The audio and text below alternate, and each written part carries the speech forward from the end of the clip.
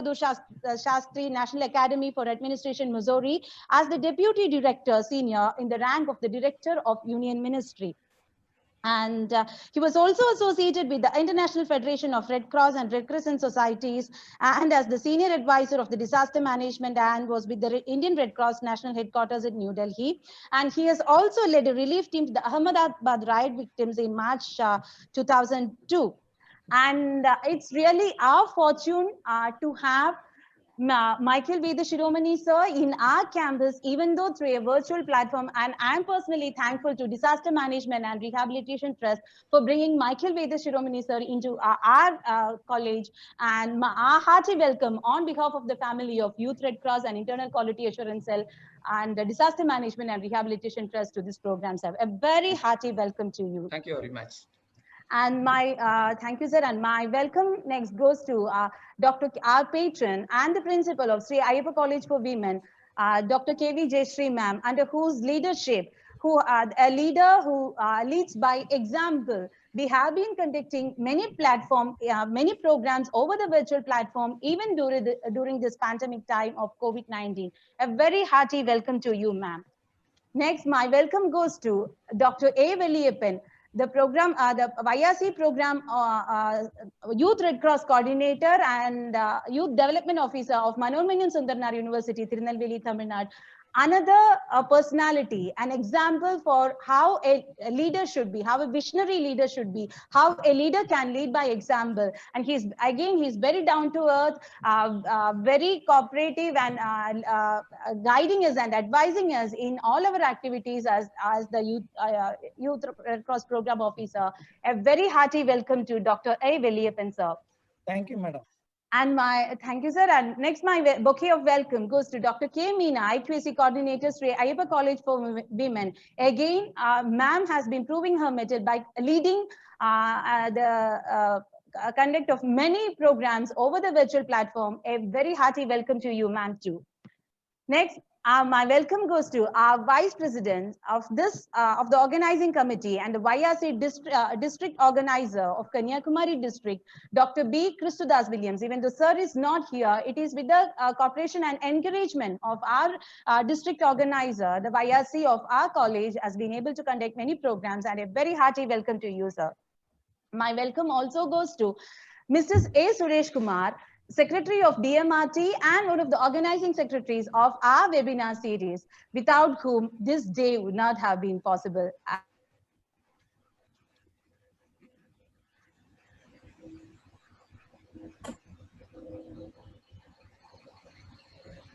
Is a connectivity problem for you, I think.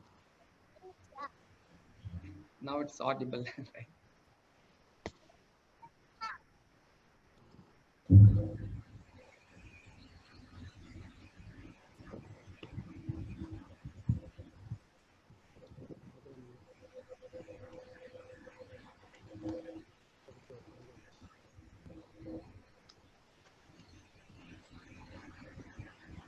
Okay, there is some problem with the connectivity of Dr. Savita. Good morning. May I kindly ask our Michael Veda Shiromani sir, IAS, Additional Chief Secretary, retired and Chairman DMRT, kindly start with the introductory remarks of the webinar, Disaster Resilient India 2030. Thank you, Mr. Suresh. Is it Savita ji is back or she's got little technical problem? Technical problem. Okay. She will right. Yeah. So very good morning to one and all. It's great. It's a great day. It's a great opportunity for me to interact, and especially the initiating this Disaster Resilient Indian 2030 webinar series, especially on a time when it's pandemic and also we are all locked up and locked down, and maybe this seminar will unlock us so that I think we are more liberated and there will be better solutions. So dear Dr. Savita ji, the enterprising and enthusiastic faculty, Dr. K.U. Jayashree Madam of Ayyappa College, especially I would like to, because I pass through the Ayyappa College every day whenever I travel as a college student. and also recollect the great contributions you have made, especially one of the few women's colleges, especially I think you have on the women empowerment and also nation building. So hats off to you and to your institutions and to your what you call stakeholders there who have been empowering the women, and you have got still around 1,500 students there. Great. And to Dr. Veliappan, I think nice to hear from the Manohar Maniyanar University, and our keynote speaker, Mr. Vinod C. Chandra Menon, and also Mr. Suresh and other stakeholders. And I presume it's the young participants and quite predominantly women are there. So to you all, first and foremost, Eid Mubarak greetings. 1, 2. This is a month of August. I think August is a month of celebrations and freedom, and not many series are there. So I think I would welcome you all once again to this seminar. And we have already taken time, so I'll take few observations of mine because we have got a very great expert available with us. I think we should make use of his time very nicely. Okay. Now, when I always take it up, 2-3 things comes to my mind. I say there's a beautiful Tirukkural which says, Urupasiyum, Vova Piniyum, Seradu Pakayum, Seradu Yelvadu Nadu. What he says is Urupasiyum, Vova Piniyum, Serupakiyum, Seradu Yelvadu Nadu. The 3 things which should not be in the country is a great country, which are all there. You should not have hunger. You should not have a disease. And you should not have got perennial enmity. Unfortunately or fortunately, I think if you glance through the history of India in the recent past, we have got all the 3. So we do have got a challenges. All the more to that, I think we have added a lot of problems in terms of disaster management. Now, coming to the disaster, when we say disaster resilient India of 2030, I think the country has been one of the country which has been, we can say, is one of the most vulnerable disaster prone countries in the world. After Bangladesh, if you look into, it's one of the most vulnerable countries in the world. I think, but for a tsunami, everything has made its signature mark in this country. But later, I think the tsunami also made a great impact. And what is that? Because of we have got a geographical locations, we are a tropical country, we have got 2 monsoons, we do have got a problem. I think almost 1/3 are hilly, and we have got a long coastal areas, and we have got a heavy dense populations, and above all, there is a very poor governance. This poor governance adds to the problem of the disaster management. Because if your administration is good, then your disaster management will be better. You cannot have a bad administration and can have better disaster management. So it will be a big disaster. If somebody says India is a big disaster, I wouldn't say it is not. I wouldn't say, yes, India is a great country, but poorly managed in general and all. So that's my first observations. My second observation is this, because today is a day on the month of August, is an Independence Day. I think we all, I'll take you all to the memorial of the war memorial of Nagaland, Kohima. There is beautifully written, when you go home, tell them that we sacrificed our today for your tomorrow. Hats off to all those who are in as the warriors. Today, with lot of limitations, they are struggling and doing a great service amid their own risk in the whole length and breadth of the country, and not only here in the whole over the world. But there I just wanted to modify that, because in that cemetery, I think if you ask me, if in a cemetery of a person who has died in a disaster, be man-made disaster, be natural disaster, it will be written like this. When you go home, tell them that I died. I sacrificed my today because somebody failed to do his duty. I repeat, somebody has failed to do his duty. This is, I am very clear. So, okay, so this will be written in the tablets where I think the people who have died in disaster. Now coming to now having this one, what is that we have to do? Yeah, okay. Now today we are technologically very much advanced, etc. If you take the 20 years, now 30, 40 years of development on the disaster management, we have been making slow and steady progress. One of those pioneers on this is Dr. Vinod Chandra Menon, who has been doing a great contributions. I'll come to him a little later. Now, we are just focusing on particularly the governance part of it, because If you have got only good governance, then only you will have a better administration. That is what is the issue today. Because why it is poor administrations, and that's what I just wanted to highlight, because for me, the entire disaster management is something centering about a good governance.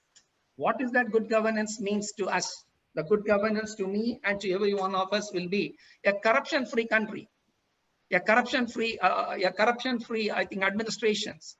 Your CM should not be, questioned in the court of law about the corruptions. Your prime minister should not be questioned. Your ex-CM should not be. Your senior officials should not come into the corruption category. Your Indian Medical Association President Dr. Desai should not come into the corruption. That is what is today the problem of this country. Is one of the most corruptive country in the world. What I said, it is one of the most disaster-prone country in the world. Equally, it is one of the most, corruptive country in the world. Not I say, I think we must have experience, but all the more the transparency, governance, and international and all face it. Again, we need a very good sensitive administration. The sensitive administration means in the disaster management, it is like a proactive role. In disaster management, you cannot be reactive. You have to be proactive. Before the monsoon comes, what you are going to do? Because disaster comes, and the disaster always gives you intimation that I am going to come. I am going to come. It does not come just like that. Even an earthquake comes, it announces and comes. So you have to be prepared for that. Maybe that even the COVID was slightly little late, but it also had enough symptoms to us. It has shown earlier. It is all over the world. It was there. We have slightly slack. So we said this, that, and all. We eat this. We eat curcuma. We eat ginger. We eat garlic. So we are resistant. All that has been wiped out. So every disaster comes, announces in advance for you and me to interact and take it. But whether we take it is second thing. Now the good governance part is the proactive administration is very much essential, and that's very important. So just I wanted to say, because we say disaster resilient India of 2030 means, why should people die in the cold, in the winter, which is preventable? It is a human rights violation.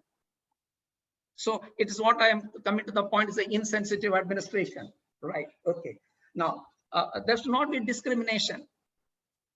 You cannot discriminate people. When we announce COVID, I will bring people from abroad in flight, but I will not make available of transport for the migrants. This is discrimination. This is the highest of the discriminations. All these people who are in positions are very silent about it and all, very unfortunate. And even the district administration through which lakhs of people pass through, we're very silent. It's unfortunate. We have got insensitive collectors and like that. We don't need this sort of insensitive collectors. For this only, we have not selected this tough exam of UPSC and training them and all, and paying very richly to them, not accountable, not doing their things and all. It is a governance failure. The administration has to be always citizen-centric. It has to be citizen-oriented. I think the poor people, I think we have to be worried about the poor people. We have to be more worried about, not about the airport. We have to be more worried about the people on the road, whether he's safe, whether he's able to access to his water, whether he's able to access to a shelter, whether he's able to access to the health. This is what is the governance in disaster management and all. Above all, I would just wanted to center what Constitution says. Constitution enshrined to every one of us. Right from Modi down below to everyone, he said, equality, socially, economically, and politically. Is it that socially we are sensitive today? I say, I'll touch the dog, but not a dog's owner. That is what is my social sensitivity in this country. If I am a Dalit, I'll be beaten two beatings more. That is what is the attitude. If I'm a Muslim, I'll be beaten more. If I'm a Hindu, I'll be beaten less. Not that I think wanted everybody to be differently treated. It should be equal and all. So that is what we did it and all. Then above all, I think we have got insensitive administration as a Satankulam incident, not far away. In the open light, I think the police fellows have treated. Even the Chinese, the Pakistan fellows would not treat us like this and all. This is what was the administration? What is the Home Minister of Tamil Nadu doing there? You cannot watch it and say, I'll give it to the CBI and I'm silent about this is what is disaster and all, right? Okay, finally, I'm just coming into disaster management is nothing but a human rights issue. It's a human rights issue. Disaster Management Act ensures that any victim, any persons affected by disaster can, I think, legally taken up and all. So I just stop it here. Not that I just signed a painting, but that is a reality. I think the country, when today we are there, I think we have got enough flood in Assam, Bihar and all. These floods will be there. These floods will be there. The floods cannot be, but at least we should save the lives. That's more important. It is not that you can stop the rain and you can do that. You have to stop the death. The human value is more important. In India, I always say, as an administrator and a trainer, I say, in India, the body is more important. If I say Mr. Dr. Veliappan is going to beat me and put a petition to the police and to the collector, it will not be response. It so happened if Dr. Veliappan comes and kills me, then the collector is there, then the police is there, because in India, the body is more important than body and spirit together. This is what is the Indian administration is to me of my 30, 40 years. This is what is the administration today. I am seeing it and all. Right. Now coming to, I think if you allow me, I think we'll speak more. So I would, because the time limitations, I'll just come to introduce to our great Dr. Our keynote speaker, because I think we are very lucky. Particularly, I want to appreciate the organizer, both Dr. Savita and Dr. Suresh, to take him. I know him for about, I think I would say around 30, 40 years, because right from, if you take out the disaster mitigation management, I think in the organized sector, he is the one person he is known. I am a civil servant, development administrator. I take interest in disaster management, but he is out and out a professional disaster manager. I think right from Latur, I was associated. I have also all through seen all the disasters. That's what is my interest, because disaster teaches you, every disaster teaches you lessons, but are you learning from that is important. Now, for example, Kanyakumari district was, I think, made the signature of tsunami. Are we today ready? Is it your Ananda Padma canal is cleaned up? How much money you have spent? This is what I think we are back in the square. Thank Lord. I think we pray that there should not be another tsunami in Kanyakumari. I don't think we are anyway different, anything different from that. Yes, what is attended on. Now coming to Dr. Manan, I think I would say, I think one of the most gifted person. He is a gift of Kerala to the country and even I would say globally, because he spent all his time in Yasta institutions, which is all you know, is a training institution for civil servants. Not mere for IAS officers, is for all the civil servants. He is the one person I think who initiated right from beginning, associated in any organized form in the government of India right from beginning. I think when Latur earthquake was came, I think that was the first time model country there we said there should not be control room, not only in Mumbai, in case there is a failure. I think we should have another control room in Pune. Yes, he was managing it and all. I think he has not only, I think, on the disaster management as the theoretical knowledge, he has soiled his hand. I would say he breathes in and breathes out into disasters. So something he has to do it and all. Luckily, I think the Disaster Management Act was created, and he was the product is the national NDMA, and the NDMA he could be part of that. I think he would say his experience, how much he has done it, and I'm not going to question whether NDMA did it or not. It is his conscience, and let him speak to us and all. But very great gifted person, very committed to the cause, because even yesterday, I think, thanks to Dr. Suresh, Mr. Suresh and Savita ji, that I think we had long talk on this, because any disasters we get normally associated and all. But then I think I also would say, I think for the past 20 years, I think India's on the disaster management, we are better off. There's no doubt about it. Today, you've got experts available in every district on the UNDP projects and all. There are ever so many projects which has come into India, and we have done. We have got an NDRF team and all. But above all, I just wanted to make one statement. I think the community has to be, I think, has to be strengthened. Unless you cannot remote control your disaster management. I should be individually. I don't know whether Dr. Savita knows swimming. If Dr. Savita doesn't know swimming, then it is her problem. Collector cannot do anything. So she has to equip herself. So every individual, I think I would say, individual participant in that. I just wanted to ask, because you're in a flood prone area or in a rain prone area, do you know swimming? If you don't know swimming, please learn swimming. This seminar related, because it is for your own survival. Because I always say a statement, collector is there to only collect the dead bodies. That is my statement as my collector. Because collector is there in a disaster management to collect only dead bodies. Because if there is a flood, it needs only 2 minutes to drown. No collector can rush it that fast and all. He's not a god. So please, I think we have got an individual responsibility. The second thing which I wanted to make the statement is, many of you will be driving two-wheelers. How many of you know? How many of you know practical CPR, your artificial respiration? If you are not knowing, I am saying you are a criminal. You are a potential criminal. If you don't know that, and if you are driving in the road, each one of us are potential criminals.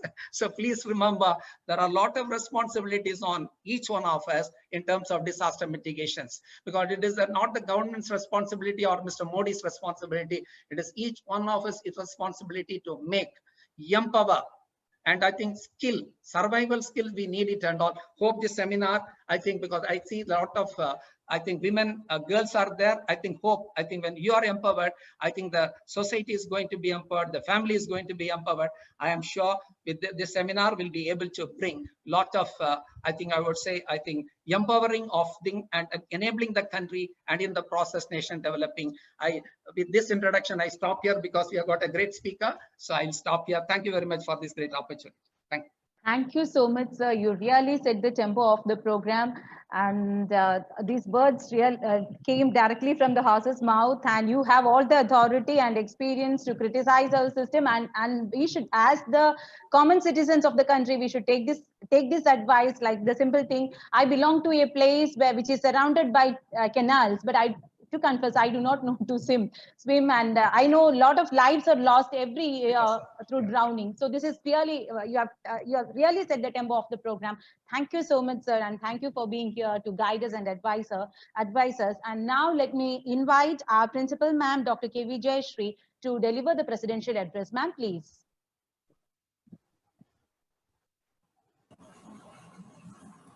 Namaste, and a cordial welcome to the resource persons and participants of this webinar series on disaster resilience India 2030, organized by IRC Unit and Internal Quality Assurance Cell of our college in collaboration with Disaster Management and Rehabilitation Trust.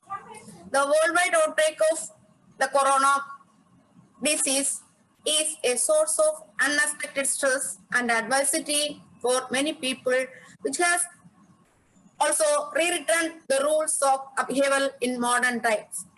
Resilience can help us get through and overcome hardship. But resilience is not something we are born with. It is built over time as the experience we have interact with our unique individual genetic makeup. That's why we are responding to stress and adversity like that from the COVID-19 pandemic differently. Resilience can be compared to a seesaw or a balanced scale, where negative experiences tip the scale toward bad outcomes and positive experiences tip it towards good outcomes. In order to keep the balance, we can lighten the load on the negative side of the resilience scale by reducing source of stress. We can add to the positive side of the resilience scale by piling on positive experiences, especially through responsive relationship. We can make it easier for a scale to tip toward positive outcomes by strengthening core life skills. The lessons from previous pandemics, including the 2014-16 Ebola outbreak, highlight the importance of social responses to crisis management and recovery to complement medical efforts. In the case of COVID-19, partnerships among communities, healthcare systems, local government, and the private sector can play a critical role in slowing the spread, mitigating impacts, and supporting local recovery. These partnerships support communications and behavior change for prevention, provide a rapid emergency response in the short term, and mitigate economic impacts and build resilience for the future. At this moment, I congratulate the organizing team for choosing a very important topic to be discussed and practiced through a series of lectures covering 5 days, that is one day per week, by expertise from various fields. Let us work towards to regain what we lost to this COVID-19 with strong belief that resilience is not a destination, it is a way of being. I wish all success to the program and thank you. Thank you so much, ma'am. Now let me invite Dr. A. Velliyappan, Youth Red Cross Coordinator, Manoenmaniam Sundarnar University, Tirunelveli, to deliver his felicitations. Sir, please. Good afternoon to every one of you. I thank every one of you for giving me this opportunity to felicitate this webinar series on Disaster Resilient India 2030.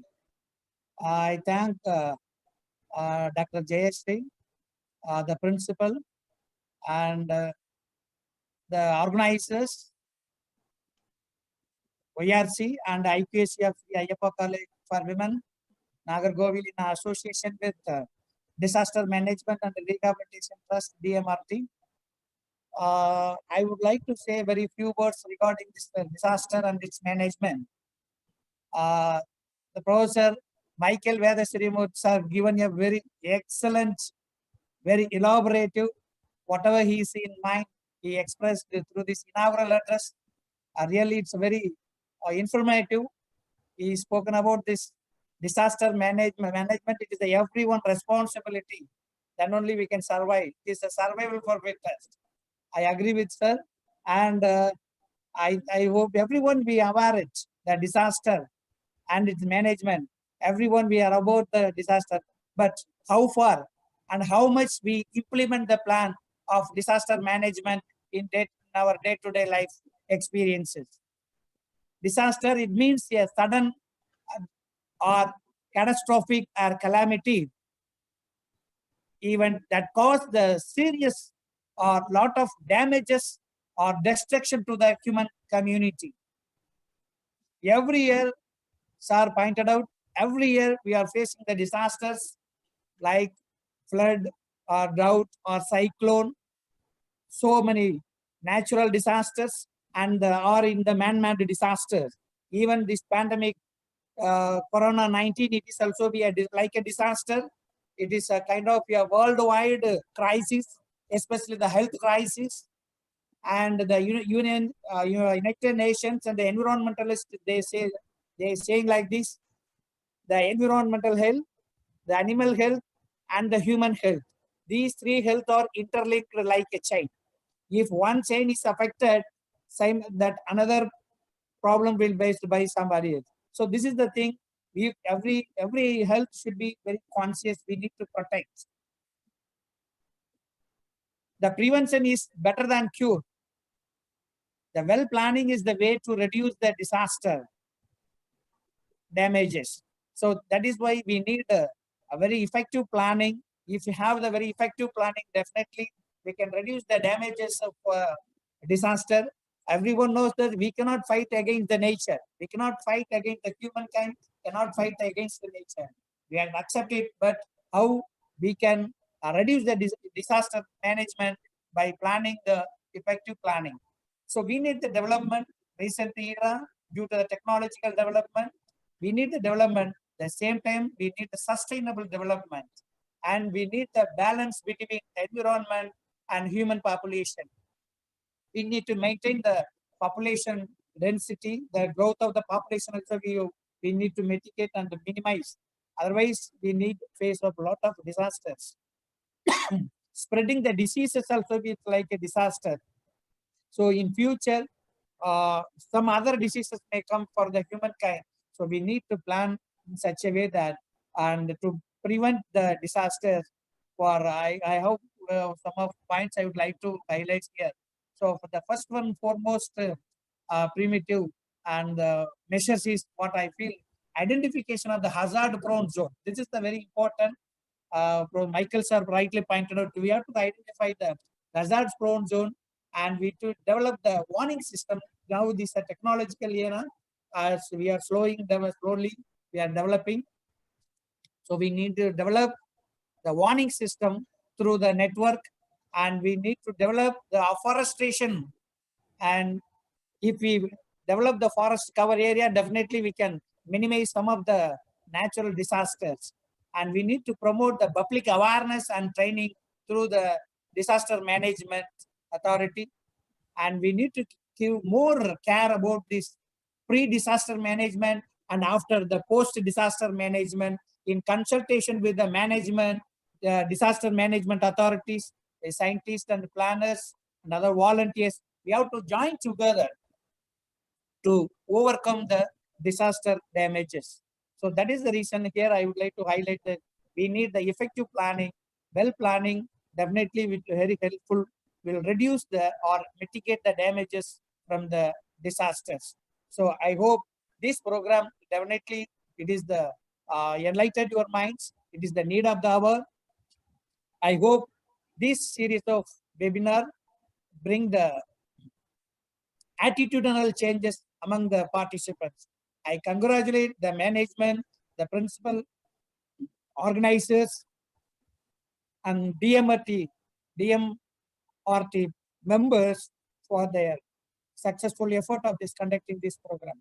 I thank once again for all the organizers. Thank you very much.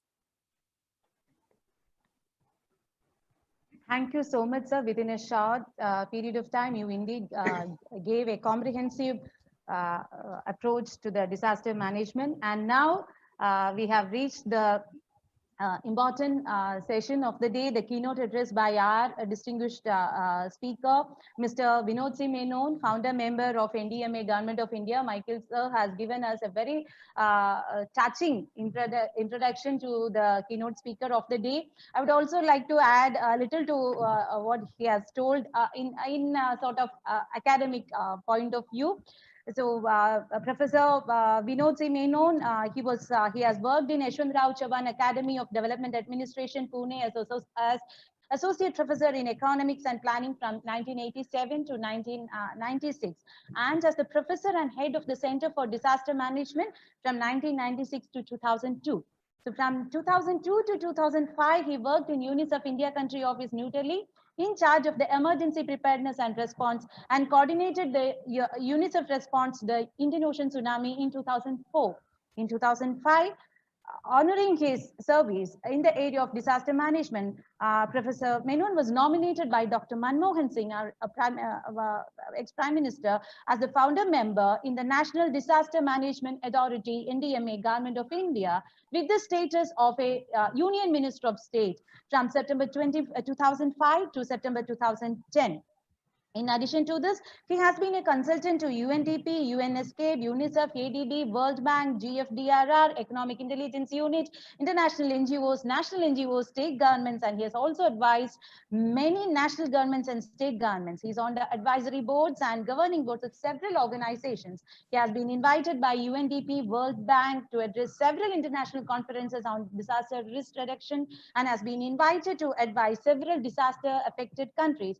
In addition to this, he has made contributions to the academic field through his publications and other professional engagements. And we are really fortunate to have Professor Vinod C. Menon among us to deliberate on the topic, community resilience building for COVID-19 response and recovery. It's my pleasure, privilege, and honor to welcome Professor Vinod Menon. Sir, the platform is yours.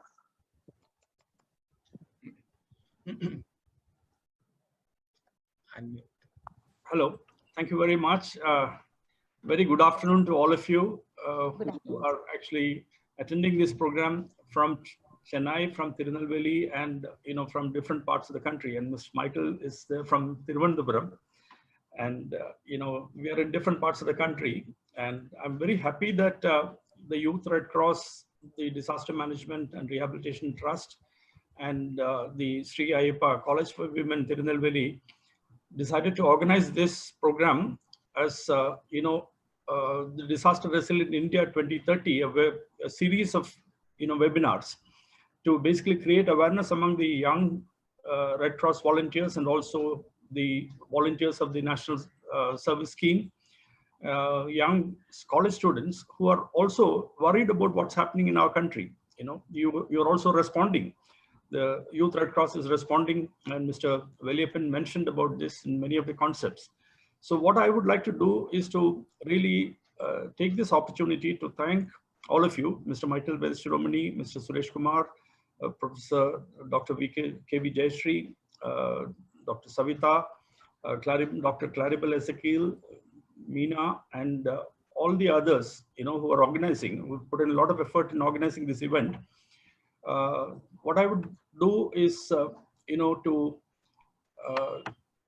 share the screen where actually I will be able to also show, some of the, a presentation which I will be able to share with you. If are you able to see this? This was one funeral where I could just not conduct. The baby was sick and the mother had gone to the... 1 minute, sir, 1 minute. Yeah. Can you share the screen? Now you can share the screen, sir. This was one funeral where I could just not... Are you able to see it? Not yet. Hello? No, sir. Okay, I'm sharing the screen. Yes, you give the, there will be two options. Share the computer audio and video, as it's a video.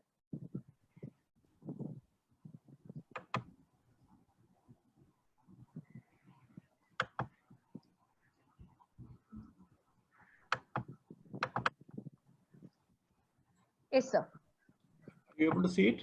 No, no, but you have started screen sharing. Yes, Yes, now yes, you're sir. able Yes, to- sir. The baby was sick and the mother had gone to the town to sell the fish and buy some rice, feed the baby. She actually ran 15 kilometers from the shop. The baby had actually died. The mother was there crying, saying, why did you? This was one funeral where I could just not conduct. The baby was sick and the mother had gone to the town to sell the fish and buy some rice, feed the baby. She actually ran 15 kilometers from the shop. The baby had actually died. The mother was there crying, saying, why did you have to die? Could you not wait for me? Mommy had gone to get rice for you. There was this guilt in me that as a community, was there no one who could actually reach out and save this baby?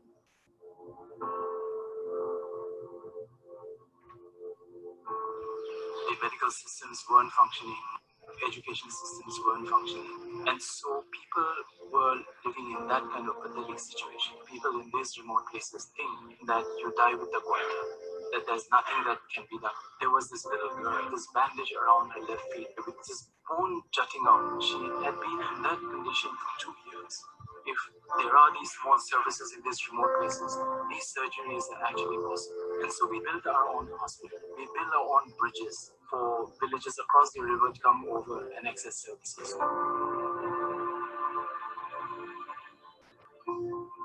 To cater to the population of around 4 lakh people. None of the primary health centers are equipped with tools and doctors or manpower. And so my humble appeal to donors is your support will really enable us to prepare and will mean a lot for people in these remote places.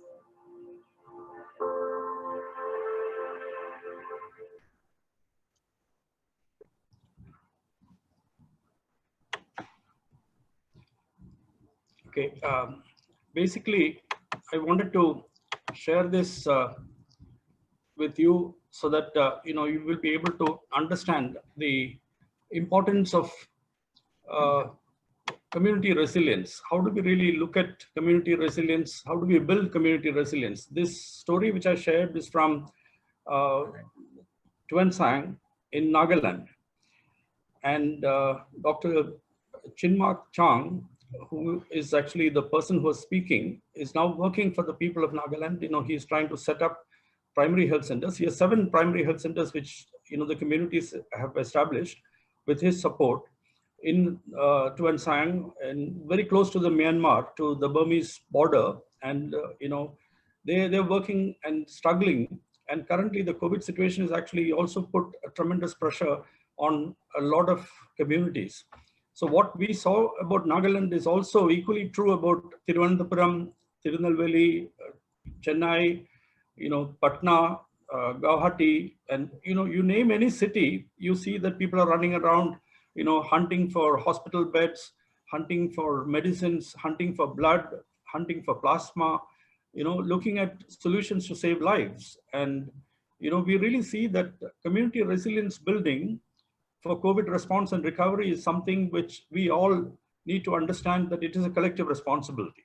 So with the Youth Red Cross and, Mr. Michael Vedashiromani had worked in Red Cross, and he had also worked in the Lal Bahadur Shastri National Academy of Administration, strengthening the disaster management training for government officers, district collectors, young officers, who are getting, coming into the Indian Administrative Service, serving in various districts of the country. Now, today morning, I had a call from the district collector of one of the districts asking, whether we would be able to help him in getting testing kits, because testing kits is very important that, now it's very important that, we are able to really look at testing, treating, tracking, and tracing. These four are very important. You need to test people so that, you understand that, somebody is infected, because, you're seeing a lot of people moving around, and you do not know who is infected. And you see this crowd of people, sitting in hospitals, in the OPDs. You do not know how many of them are actually exposed to infection. And you feel that there is a recovery rate which is getting pushed up by people getting discharged from hospitals without fully getting cured. And we do not know, because testing itself, there are many false negatives, false positives. And so we do not know how safe, we are in a crowd.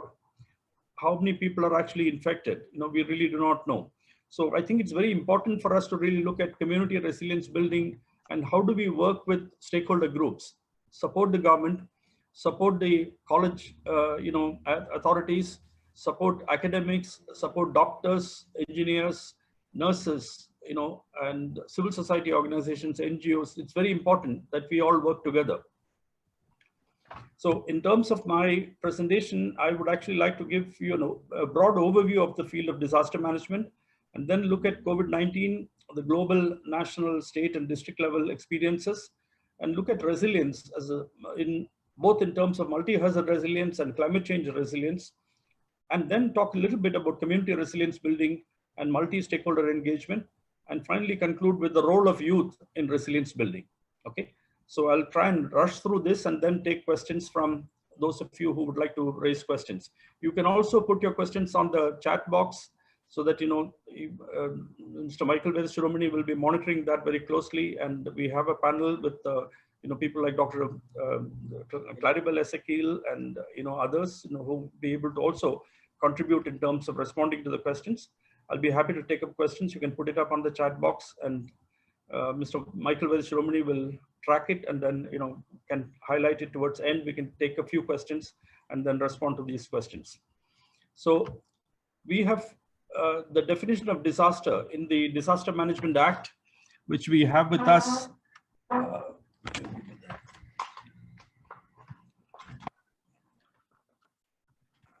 The Disaster Management Act 2005. All of you should acquaint yourself with the principles and with the provisions of this act. This act was actually invoked for responding to the COVID-19, because it was because of this act which gives enormous powers to the district administration and to the government authorities to strengthen our responses. In fact, there's a hospital in Ernakulam district which was taken over by the district collector, because it was needed that, we need to have many beds. And you saw that there is a shortage of beds, there's a shortage of ICUs, ICU beds, a shortage of ventilators, and even for PPE kits and masks, you found that, there was actually a very, very big problem.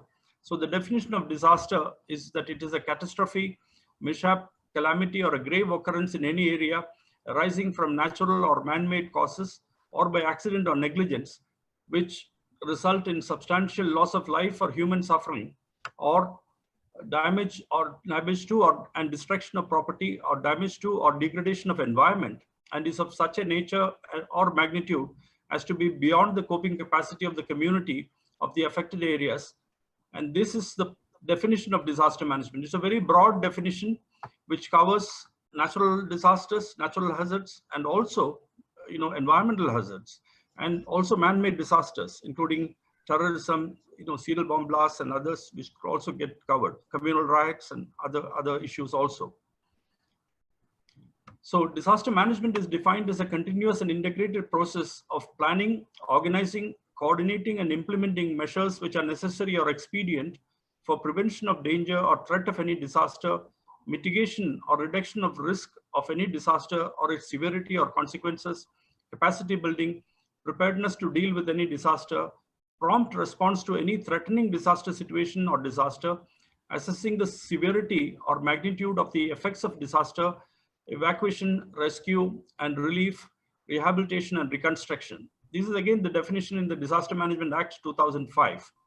So it's a very comprehensive overarching definition which looks at the multidisciplinary skill sets which are required.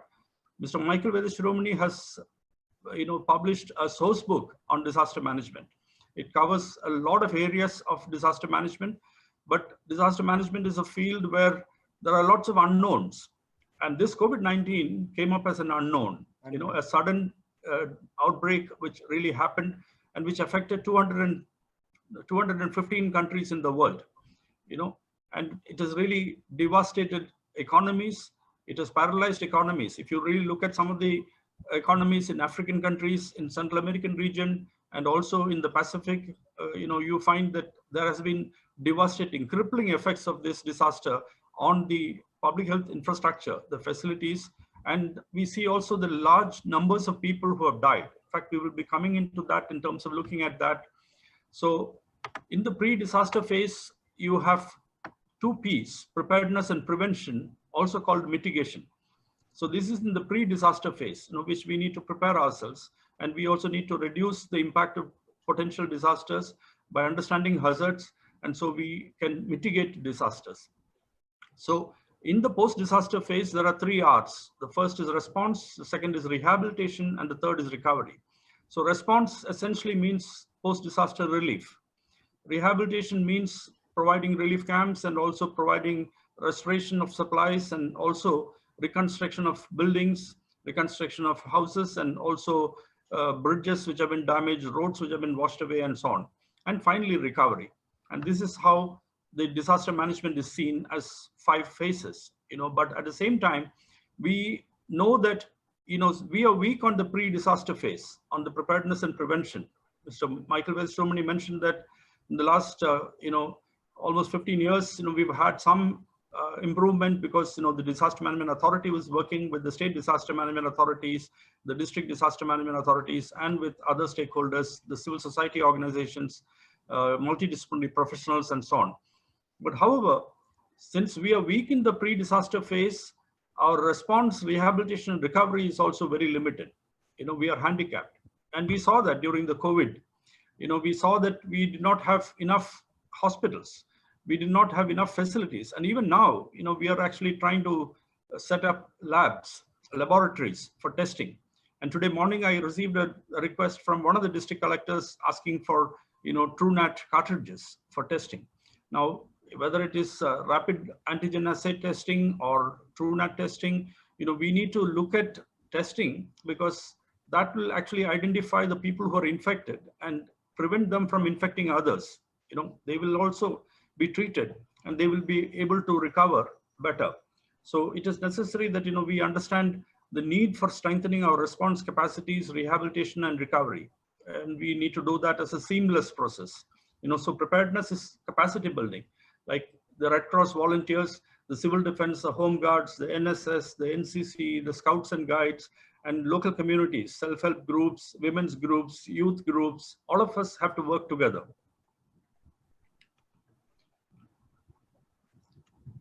Now we also have this, we can see this also as a continuum where, we work, as a seamless process. We have to continue. And they say that, if you sweat during normal times, you will bleed less when there is a war. You have to continuously keep preparing ourselves so that, we are better equipped to face a disaster when it actually comes. So in terms of the major disaster typologies, India is a practical laboratory for all kinds of disasters. So we have geological disasters like earthquakes, landslides, and even the tsunami, which we saw in 2004. We have hydrometeorological disasters like floods, cyclones, cloudburst, which we saw in 2013. We had the super cyclone. 2013, we had the cyclone Philin, like the super cyclone in 1999 in Orissa. We saw the cyclone Philin, which happened, but we saw that Orissa government evacuated more than 1 million people, and there were only 23 deaths. So we were able to really reduce the loss of life in the cyclone because of the preparedness. But technological disasters like chemical, biological, radiological, and nuclear emergencies. And we saw that in the south, we saw there was a gas leak which happened, and you saw people lying on the road. People were not able to breathe, and you saw that it's almost reminding us of what happened in 1984 during the Union Carbide gas leak, which happened in Bhopal. So epidemics, actually, we see that there is a series of epidemic outbreaks which are happening: dengue, chikungunya, H1N1 and H5N1. So the SARS, the MERS, the Middle East Respiratory Syndrome, and the South Asian Respiratory Syndrome. And we also have the Ebola and the Zika, and now very recently COVID-19, which has actually spread across continents, paralyzing, people, putting serious challenges to the health facilities. Even advanced countries like the United States of America, United Kingdom. And then you saw that happening in so many countries around the world, including the European countries, the Scandinavian countries. And, you can imagine if a place like New York or Florida can get affected so badly, and people are actually facing real critical situations in terms of healthcare, and doctors are falling ill, and then doctors who are first responders, doctors and nurses are losing their lives. This is a very serious problem. And we have man-made disasters like terror attacks, riots, bomb blasts, and forest fire. And we have transportation accidents like road accidents, rail accidents, boat capsizing, and so on. So in terms of our national vision for disaster management, in 2005, we worked on this whole idea in consultation with many stakeholder groups. And we came up with this vision in the National Disaster Management Policy, that the national vision for disaster management is to build a safe and disaster resilient India by developing a holistic, proactive, multi-disaster and technology-driven strategy through a culture of prevention, mitigation, preparedness, and effective response. So this national vision also mentions in many of our documents of the National Disaster Management Authority that there will be zero tolerance to avoidable deaths in disasters. So now we have to ask ourselves a question. You see these numbers going up in every state. You see people running around, trying to look at hospital admissions. You see people who are getting infected. You see people who need hospital and also support. You see desperate, requests for plasma, for blood, because they believe that, from a recovered patient, COVID patient, the plasma can actually save somebody who is actually even on a ventilator, in a hospital.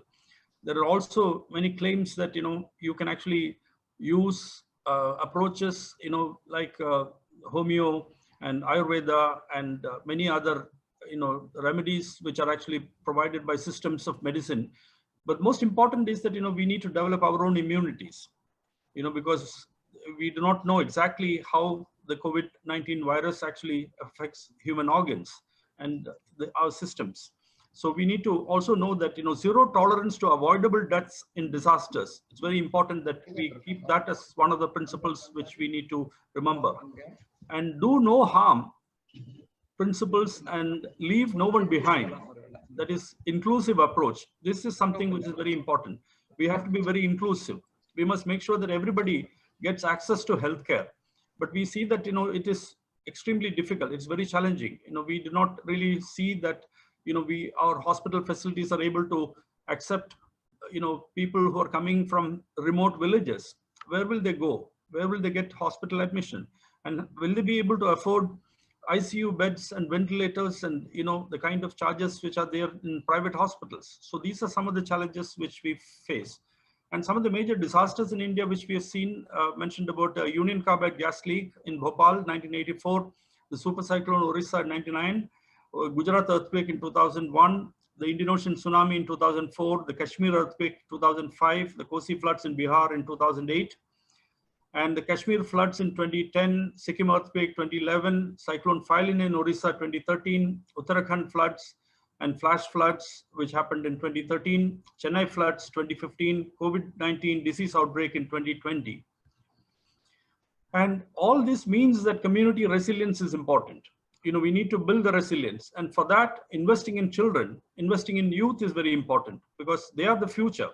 They are the ones who will actually be able to really take this message, because investing in children and youth would mean that it's an investment for the next generation. They will be able to take our idea forward of community resilience. So we need to do mock exercises and drills. And, we have seen that in many colleges and schools, we are doing these kind of exercises. It will be very good to really see that and, institutionalize that with the Red Cross volunteers, performing these. And the NDRF, the National Disaster Response Force, is carrying out this kind of, capacity building exercises with local communities. And there are 12 battalions of the National Disaster Response Force, and they are there in many states. And they are the first responders who come to not only responding to disasters in India, but they've also responded to the earthquake in Nepal, and also to the earthquake, the tsunami, and also the nuclear meltdown, which happened in Fukushima in Japan. So there is experience of these people. The National Disaster Response Force can actually also help in capacity building and work with mock exercises and creating public awareness about disasters, about the hazards, about what to do, how do we really do emergency response, and what can we do as citizens of this country. These are some of the things which we need to really look at. And in terms of coronavirus, we have now a large number of people who are infected, and the total number of deaths has almost become 7 lakhs, 6,82,999 worldwide. It's 6% of the people who are infected, who are affected. And so in fact, we have a large number of people who are actually, affected in so many countries around the world. Now, we also see that India is now the third largest caseload country in the world. And if you really look at these numbers, we're talking about something like 17 lakh people affected in our country. And these are the people who have actually gone to the hospitals, who have reported to the hospitals, who have been tested positive. But now we know that, every day we are getting almost 50,000 new cases. And this is just the tip of the iceberg. If you do more testing, you will find that, there'll be more people who are positive. And so, which means that, we should actually contain the epidemic. We need to really look at testing, increase testing, and then, identify those people, prevent other people to get infected because of them, including their own families, including the people who come into contact with them. And unless you're tested, you will not know whether the person whom you're meeting on the market, whether you're seeing on the roads, whether you're talking on the streets, and then, meeting in offices, traveling in buses, whether they are infected, we do not know. So I think, we need to exercise extreme caution. So all of you who are outside, please insist on everybody following that they should actually be wearing masks. They should be wearing masks. They should be, frequently washing their hands with soap and sanitizers. And they should also be maintaining physical distances. Earlier, they used to say that, 6 feet is enough, to stay away from a person. But now they're saying that, 2 meters distance has to be maintained. And they say that also the droplets are not what is actually going to create, the problem. Now they say that even small, non-ventilated rooms where it's not airy, large halls where large numbers of people are milling around, these micro droplets could also be passing infection. So we have to be extremely careful. So mask wearing, hand washing, and physical distancing, extremely important. These 3 messages have to be followed by everybody. But we are seeing in public, lots of people are walking around without masks. And, even you see politicians addressing meetings without wearing a mask. This I think is very, very, very risky because, you are also likely to get infected yourself. We saw that one of the chief ministers in one of the states got infected, and he's undergoing treatment. There are many ministers who are on quarantine and isolation because they have come into contact with some people. So it's very important that we follow this. So in terms of the new numbers of cases, more than 3 lakh new cases have been reported in the last 24 hours around the world. And in India, you know that it's about 55,000 people who have been infected in the last 24 hours. Now, if you really look at the number of ICU beds and ventilators available, the numbers are very, very depressing. You know, we need to really strengthen our own capacities for doing this. So if you look at Tamil Nadu, for instance, the number of ICU beds reported is about 7,000, 6,654, and 2,986 ventilators. And that is not enough because, you know, you have a large population and you see that, you know, people are going from hospital to hospital asking for ICU beds. And, you know, we saw that in Delhi, what was happening. And, you know, 500 bed hospitals and 10,000 bed hospitals are also set up in Delhi. And, you know, we need to really do that. In Kerala, we only have 730 ventilators and 1,978 ICU beds. So, you know, many districts, people are setting it up. Many more are coming up. Many more first level treatment centers are coming up. The COVID care centers are coming up, and designated COVID health centers are coming up with oxygen cylinders, and also the designated COVID hospitals with ICU beds and ventilators are also coming up. But this, I think, should have been done much earlier. You know, we should not have been waiting to, you know, for the lockdown was essentially a period where we should have actually ramped up capacities, the surge capacity. We should have looked at, you know, also increasing our production capacity for PPEs and masks, and also for getting hospital beds, facilities, and so that, you know, we should not be looking at, you know, after 6 months or 7 months, the first case came on 30th of January, and in August, 1st of August, we are still looking for setting up new labs. You know, this, I think, is something which we should have all thought about it. The agencies, institutions, you know, of the government of India should have actually been far more proactive and then done, you know, along with the state governments as a collective responsibilities. Government of India and the state government should have worked together to ramp up surge capacity. And that is what was done in many other states. So we actually see that situation where they're actually also able to respond more effectively.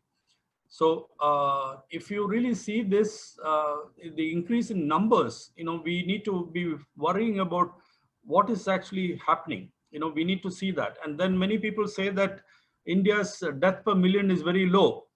I want you to look at this slide, which actually compares countries across the, you know, some of the major, you know, countries in the world.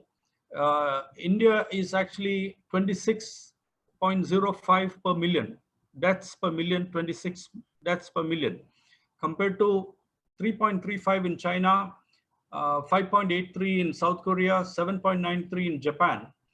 And if you say that we are much better off, we have done much better off than other countries, you know, we need to know that this 26 deaths per million is what we are seeing today. And, you know, 6 weeks ago and 8 weeks ago in April and May, you know, this was 3 per million like China. But now it has become 26 per million, and then it will also be going up. You know, as we go ahead, you know, we will see that these numbers will be going up. So we have to be very careful. Now, testing for COVID in terms of effective response, we saw what was done in Kerala and also in some parts of Tamil Nadu and Maharashtra. And, you know, we saw this testing for COVID infection, treating COVID-19 patients with institutional quarantine and home quarantine, tracking the mobility of COVID-19 patients through geofencing, and tracing, contact tracing of primary and secondary contacts of COVID-19 patients. I want to show you this book. This book is actually from a person called Larry Brilliant. And Larry Brilliant is a person who, you know, eradicated smallpox. And Larry Brilliant had come to India. And this book is called The Impossible Adventures. It's called simply Sometimes Brilliant. Sometimes Brilliant. And it says this is the impossible adventure of a spiritual seeker and visionary physician who helped conquer the worst disease in history, and that is smallpox. And Larry Brilliant is one of Time Magazine's 100 most influential people and winner of the TED Prize. So I will also give you a couple of links of his videos where he has talked about it in how to control an epidemic. And he says basically that, we need to early detection and early response. That's the mantra to control an epidemic. Early detection and early response. And that was what was done for Ebola. That was what was done for Zika. And that is what we should be doing for COVID. And through testing, treating, tracking, and tracing. In Kerala, we did the route maps and all that when the first set of cases came. But now the numbers have gone up so much that, in the last 24 hours, the total number is about 1,503, including yesterday's and day before yesterday's, together 1,503 cases in Kerala. Now, we need to really look at whether these lockdowns were used in the way in which we should have actually been using lockdowns. We had the first lockdown announced when we had only 519 cases and 9 deaths. But, we see that, over the period, in the first lockdown and the second lockdown, we saw that the number of deaths went up and number of new cases went up. And now, we know that the numbers have actually reached alarming figures. Now, you see all the other countries in the world, you see that they have actually used the lockdown. You will actually see that the lockdown period is actually the time when, the cases are coming down and then they unlock. Whereas in our case, we have not been able to really do that. If you look at all the other countries, their experiences show that, you should have actually been doing the lockdown for ramping up our own preparedness levels. And so we will be able to respond more effectively to the disaster. Now, I think we will actually look at this presentation in terms of also the role of the migrant workers who are traveling across states because there were no jobs, there were no income. You saw people getting run over in trains in the night, go down. In some of the trains were actually, people were run over. Migrant workers who were traveling on the railway tracks were run over by trains. We also saw that road accidents actually killed people, migrant workers who were traveling on the roads. And, we also have a problem about people committing suicides, people who do not really have the facilities. So psychosocial care and mental health support systems are necessary. And for young students, I would plead with you that, use the social work network, MSW students, psychology students, social work, and psychology and business administration, social sciences, arts and humanities. All of you have a role, to really empathize with the communities, work with the local communities, and then, find solutions. In terms of containing the disease outbreak, we actually have, many issues which we need to see.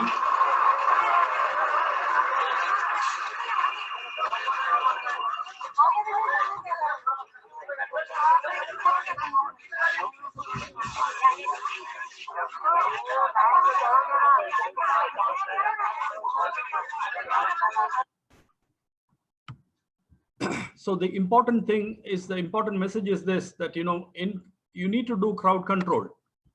You need to do physical distancing. Otherwise, you are yourself putting yourself at risk. And not only yourself, you're putting your loved ones at risk, your own families. It is very important that, social distancing, physical distancing has to be maintained. So test, test, test. Early detection and early response, as repeatedly pointed out by Larry Brilliant. And Larry Brilliant's book, Sometimes Brilliant, The Impossible Adventure of a Spiritual Seeker Who Helped Conquer the Worst Disease in History. And there are these two one TED talk and another talk where, he also had faced an interview where he talked about, how to control, the epidemic outbreaks. So as I said, this book, Sometimes Brilliant, will actually be helpful if you are actually also able to understand how to respond in the disaster. Now, I'm concluding. I know that I'm conscious of the time. COVID-19 is the tip of the iceberg. We do not know whether it is a bioterror or a bio-error. We do not know. But this bioterror or bio-error is something which we have to be conscious of. Humanity is at very huge risk. And we know that what happened in 1918, when we had the flu and the Spanish flu, which killed millions of people. And we are at risk. As humanity, we are at risk, and we need to prepare ourselves better, and we need to work together as teams. It will challenge the public health emergency response capacities in all countries. We must be prepared for several such threats and shocks. There will be many waves of COVID-19. We will see that we have to be very, very alert, and we have to be more disciplined. We have to be much more disciplined to, build our own immunities, help ourselves, and also be role models for the others. All of us have to strengthen our immunity. People who are immunocompromised and people who with comorbidities have to be extremely careful. And Cyclone Amphan hitting COVID-19 affected Odisha and West Bengal has challenged the response agencies again. And during the floods in Assam, Bihar, and Odisha now, it's very difficult. How do you really do physical distancing when people are in the relief camps? When there are, lakhs of people in the relief camps, how do you really do physical distancing? These are challenges. And can you do physical distancing in a slum, in an urban slum like Dharavi? Dharavi's rates came down when people started moving back into other districts. Half of Dharavi evacuated, because they realized that there was a big threat and they came to other districts. And so, we need to be very careful that, we need to design our urban areas in understanding that, we need to be aware of the threat which is there. People's health is important. And the zero surveillance studies have to be conducted in the cities show that there are many clusters of infected patients. The zero prevalence study in Delhi showed that 23.48% of the people in Delhi have been exposed to the coronavirus and had developed antibodies against the virus. There was a study recently in Mumbai which said 47% of the people in Mumbai slums had developed antibodies, which means they may have got infected. Half of the population, half of the people in the slums in Mumbai may have been exposed to the coronavirus. And the positivity rates during weekdays is relatively lower, but it shoots up during the weekends. So we have to be extremely careful during the weekends. So there are some references which are there. And, I think I will conclude here. And, if there are any questions, if there are any comments, I'll be very happy to take up those. So Mr. Michael Vedshiromani, I'll hand it over to you. Thank you so much, sir. I think I will take over the session. I've noted down the questions. Sorry. I'll start with, I can proceed now, sir. Michael Vedshiromani, sir.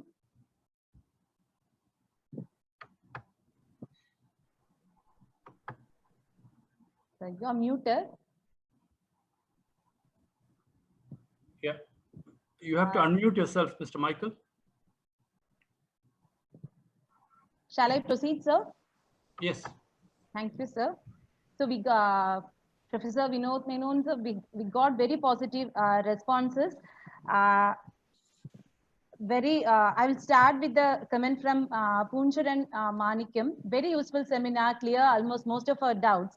And I would like to start with a question of our own student, Srinidhi Kishore. Sir, can you tell me how, as a youngster, I can help in disaster management resilience building? Yes, that's a very good question. I think that, as young students, you have to be socially responsible, understand the problems of the people around you, identify the people who really need help, the most vulnerable sections, the most excluded, the people who do not have a voice.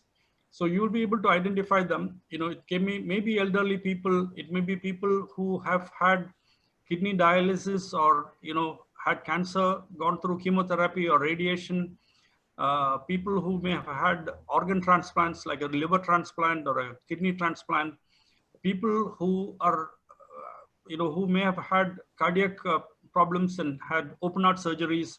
These are people who may need help. You may also need to address the problems of the migrant workers who have lost their jobs, who need help. You find unorganized sector. There are many people who need, help. And we have been receiving requests from people asking for help, for medicines, for food, for jobs. I think you have to be open. You must keep your eyes and ears open and then, reach out to those people who need help. Thank you so much, sir. And next question from Swami Divya. When the risk is very high and situation is out of control, what type of approach should be made? I think it will touch everyone. That's the comment from her. Right. See, I think when the situation is really out of control, what is the best way to do that? You know, you will need to use all resources. You know, right now we're using social media for a lot of negative things. You know, we are creating a lot of polarization. We are creating a lot of messages which we are sending. Some of the forwards which we are sending, you know, which we are sharing with each other. You know, we need to think ourselves, what is the best way we can add value to these kind of social problems which people are facing? You know, can you help somebody who needs, you know, blood, who needs hospital beds, who needs admission, who needs, you know, medicines? You know, can you help elderly people who are staying alone? Can you help, you know, so these are the kind of things which we need to think. And if we can do it in our neighborhood, you know, in our locality, you know, knowing the people around, in then reaching out to them, mobilizing people, creating small positive action groups, affirmative action groups, you know, which can actually help people. I think that will be a great initiative. And you can take the advice of people like, you know, your teachers, the Red Cross volunteers, DMRT, and, you know, they will be able to guide you. The, you know, the civil defense, the NSS, NCC, and scouts and guides, and a lot of teachers, they will be able to guide you in terms of, you know, how you can be more effective in your own localities. Thank you so much, sir. I'm reading out the comment we got in YouTube chat. Muhammad Suhail Wani, we know, sir, excellent presentation and way of delivering. It is really useful for us. As disasters can't be prevented, it will happen. And it's our responsibility to help administration and support in implementing all the advisories that are published from time to time. And Muhammad sir has made the comment again, the mask is a small thing and one can add it to the routines very easily. But our society is raised in such a way that it hardly has any concern about their health and of others. Right. Would you like to comment on it, sir? Right. In fact, actually, I think that is very important. You know, they say that you are wearing a mask, you are showing respect to the others. You are not only saving yourself, you know, you're wearing a mask is actually that you are a law-abiding citizen and you are also respecting the others. You do not want to, it is not for your own protection, but it is for the protection of the others around you.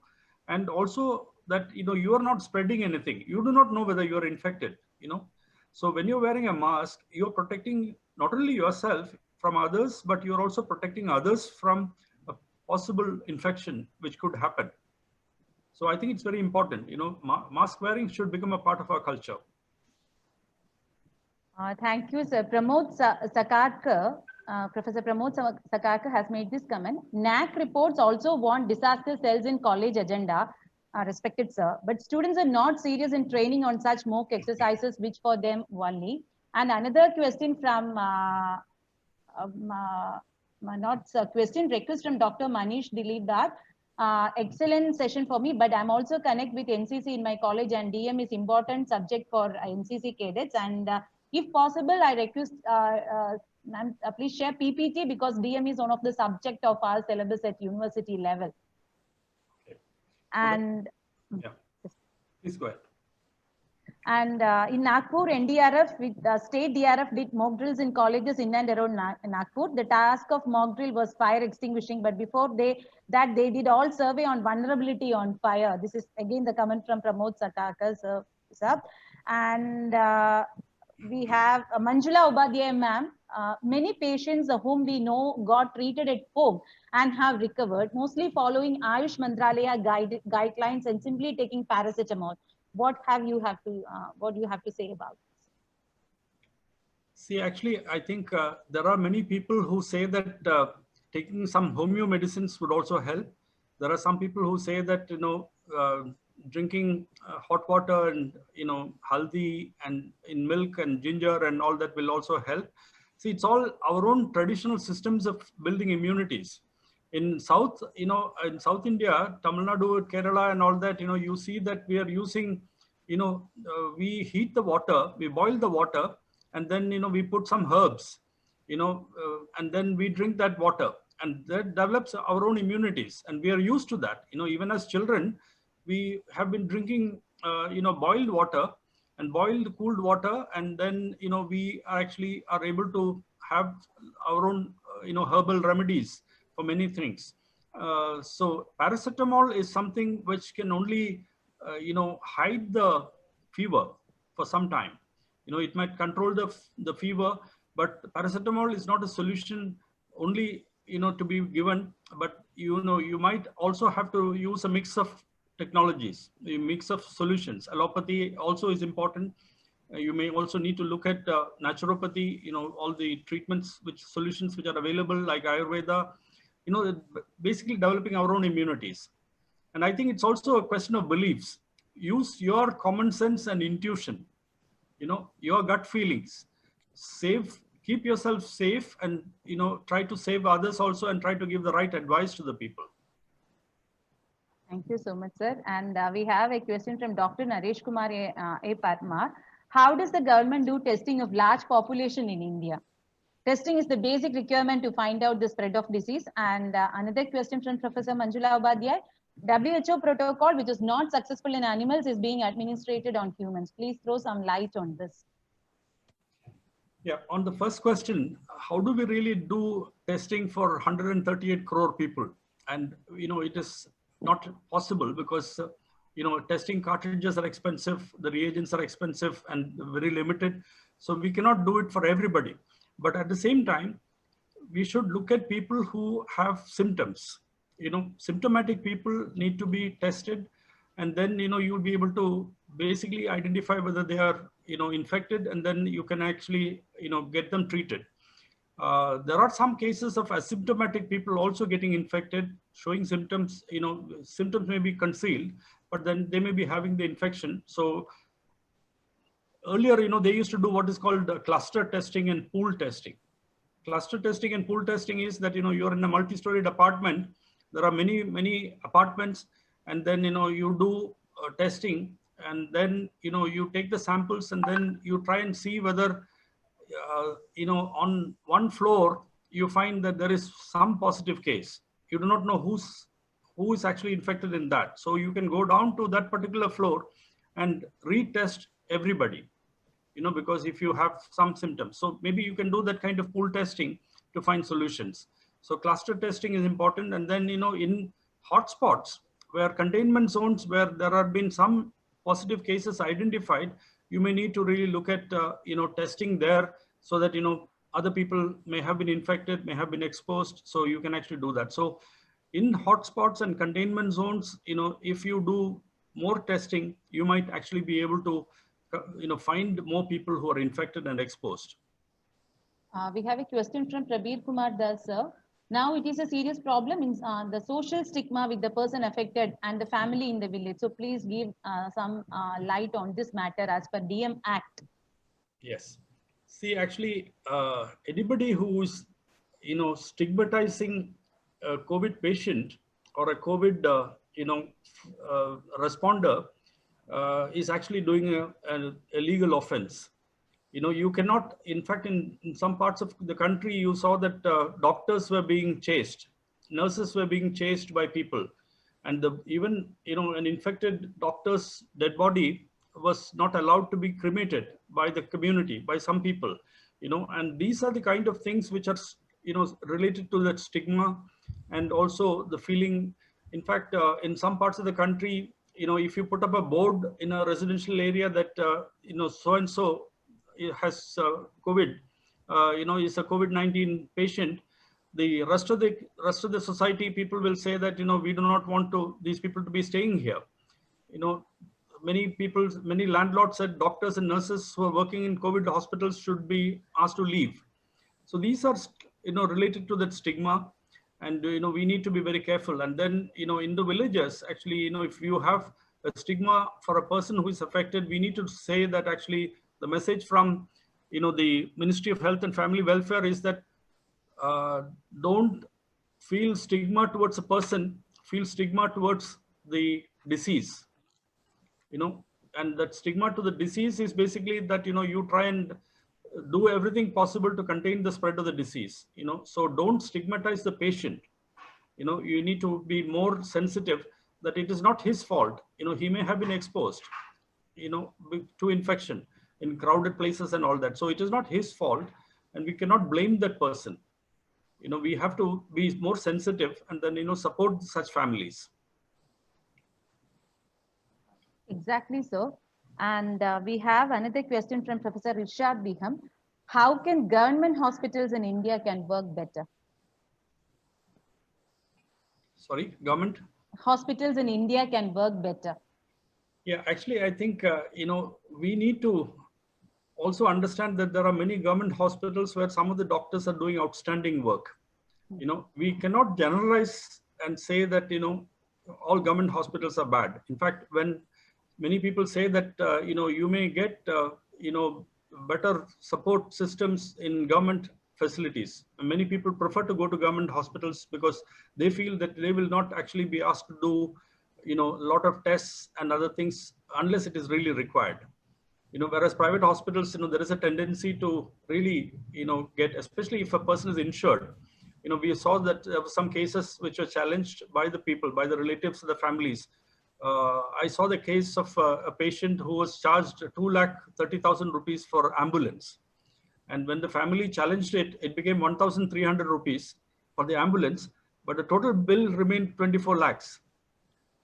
So I think these are unprofessional and unethical practices, which we must actually resist as much as possible. Thank you, sir. And from Jebin R, this pandemic time, the youngster has to take this as an opportunity to find the problem to solve and take the experience to learn this new things. And there is a question from Professor Riddhi Arya. Even after 2 to 3 months of this COVID-19, there is prevails. How can it be managed in schools and colleges if educational institutions are open? Right. Actually, I think this is a very big challenge. How do we really unlock and open institutions? This is a very big challenge. Even in the United States, people are still resolving this problem or addressing this problem because many parents don't want the children to go back to school because it's still not safe. So in such a situation, online classes are encouraged, but how long can we do online classes? We also need to really understand that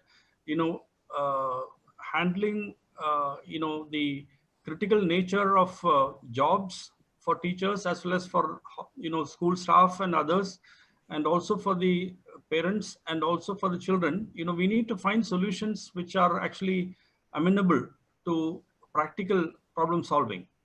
So I think, right now, this will continue for some more time. We do not know whether it will actually start in September or, we do not know when the next sessions will really start. But, we will have to basically get used to this concept that, it's not safe to be going and mixing with people in public, the regular class hours, we will not be able to do for some more time. Exactly, sir. And Pramod Sakakar sir has asked this question again. Should we not be giving compulsory practical training on disaster management and CPR for UG students, like we have environment in UG degree? It's a compulsory degree. Likewise, why should not we have a course on disaster management too? Yes, in fact, I think, for institutions like the Red Cross and DMRT and others, and along with colleges and schools, you can decide in terms of doing something in your own areas by all of you coming together and working together. And I'm sure that, you will get the support and guidance of people like Mr. Michael Vedashromani, and locally, a lot of government officers will be willing to come and give lectures and also participate in sessions. District collectors, the police superintendents, and the civil surgeon and the DMO and others might also be very willing to participate and support. Thank you, sir. And a question from Dr. Hanman Narayankar. What is the difference between hazards and disasters? Hazards? Hazards and disasters. Yeah. See, hazard is a problem which exists in the geography and also in the geomorphology or the hydromorphology of the region. That is a hazard. Like, for instance, an earthquake happening in a desert may not really impact people, because if there is no building there, it may not impact it may not damage buildings and cause injuries to people and cause loss of life.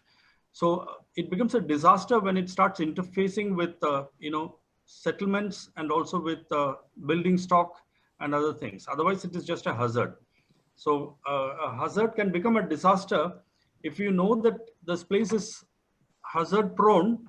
We can start building, the capacity for preparedness. If something happens, what can we do? So, you will be able to prevent a hazard from becoming a disaster to a very large extent by people working together. You can reduce the risk. Thank you so much, sir. Actually, we have been getting questions, but I think we can stop the question answer session here because it's past 1:15. So now, thank you so much, Professor Vinod Menon, for answering all the questions very patiently and deliberating on this community resilience very wonderfully and in the simplest of the simplest terms, which everyone could follow.